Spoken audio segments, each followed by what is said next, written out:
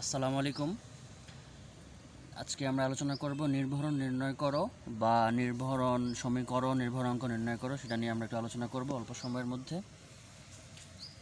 এখানে আমাদের দেওয়া আছে নাইট্রোজেন সার প্রয়োগ করছে এতটুকু, ধানের ফলন পেয়েছে এতটুকু। এখন এইগুলোকে ধরা হবে, নাইট্রোজেন সারকে ধরা হবে এক্স, ধানের ফলনকে ধরা হবে ওয়াই। এখন আমরা ছক সাজাবো আগের মতো। আপনারা জানেন X summation X, X bar summation X by N, মানে 5টা ওয়াই, ওয়াই বার, এক্স আর ওয়াই এর গুণফল, এক্স স্কোয়ার ওয়াই স্কোয়ার, আর এগুলো সামেশন বের করব।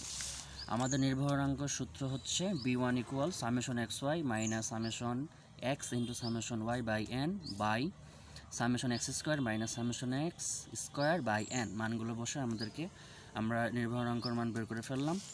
এখন আমাদের নির্ভরাঙ্ক সমীকরণটা হলো Y equal a1 plus b1 into X. b1 এর মান আমরা এখানে পেয়েছি, কিন্তু a1 এর মান পাইনি। এখন a1 এর মান উপরে একটু বের করতে হবে।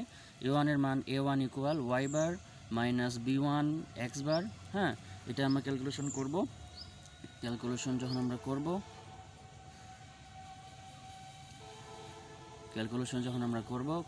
করার পর আমরা মান পাবো হচ্ছে a1 এর মান পাবো 22.16। এই মানটা এখানে বসাবো। b1 এর মান হচ্ছে এটা, আর এক্স হুবহু বসে যাবে। এখানে যে এক্স বার আছে, এই এক্স বারের মান হচ্ছে এখান থেকে আসবে। এক্স বারের মানটা, এই যে এক্স বারের মান ওইখান থেকে আসছে, আর ওয়াই বারের মান আসবে এখান থেকে। এই যে ওয়াই বারের মান 30, এই যে ওয়াই বারের মান এখানে চলে আসছে। ধন্যবাদ।